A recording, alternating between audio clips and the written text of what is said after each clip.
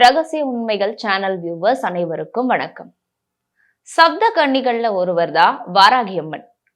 இந்த வாராகி அம்மன் வழிபாடை எப்படி எளிமையா செய்து பலன்கள் எப்படி பெறலாம் அப்படிங்கிறது தான் இந்த வீடியோ பதிவுல நம்ம பார்க்க போறோம். வாராகி அம்மன் பத்தி பெரிதா சில காலங்கள் யாருமே பேசல. ஆனா இப்போ திரும்ப வாராகி அம்மன் வழிபாடு அதிகரிச்சிருச்சு அப்படின்னே சொல்லலாம். அதுக்கு காரணம் வாராகி அம்மன் நிகழ்த்தும் அதிசயங்களும் அற்புதங்களும் அவங்க பக்தர்களுக்கு கொடுக்கும் அருள் தான் காரணம். இந்த வாராகி அம்மனை எளிமையாக எப்படி வழிபடலாம் அப்படின்னா, வாராகி அம்மனை மனதார கண்ணீர் விட்டு வழிபட்டா எப்படிப்பட்ட வேண்டுதல்களும் விரைவில் நிறைவேறும் அப்படிங்கிறது நம்பிக்கை.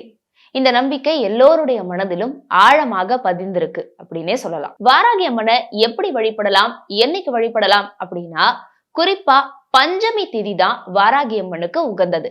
பஞ்சமி திதி அன்னைக்கு வாராகி அம்மன் வழிபாடு செய்யறதன் மூலியமா பல நற்பலன்கள் பக்தர்களுக்கு கிடைக்கும். வாராகி அம்மனை வெள்ளிக்கிழமை வழிபடுறது மிகவும் சிறந்தது.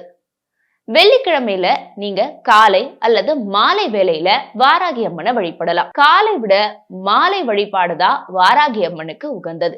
அப்படி மாலை நேரத்துல வழிபட முடியாதவங்க காலையில வழிபடலாம்.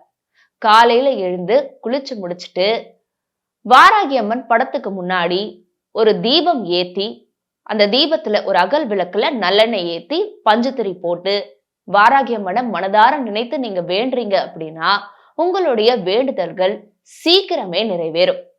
அப்படி வாராகி அம்மனுடைய படம் இல்லை அப்படின்னா ஒரு அகல் விளக்கை எடுத்துக்கிட்டு நல்லெண்ணெய் போட்டு பஞ்சுத்திரி ஏத்தி அந்த அகல் விளக்கையே வாராகி அம்மனா பாவிச்சு நீங்க வேண்டுதல் வைக்கலாம். அந்த தீபத்தையே நீங்க வாராகி அம்மனா பாவித்து உங்க வேண்டுதல்களை நீங்க வைக்கலாம். அதே மாதிரி வாராகி அம்மனுக்கு பிடித்த செவ்வரளி பூவை மாலையாக கோத்து நீங்க அம்மனுக்கு சாத்தி வழிபடலாம்.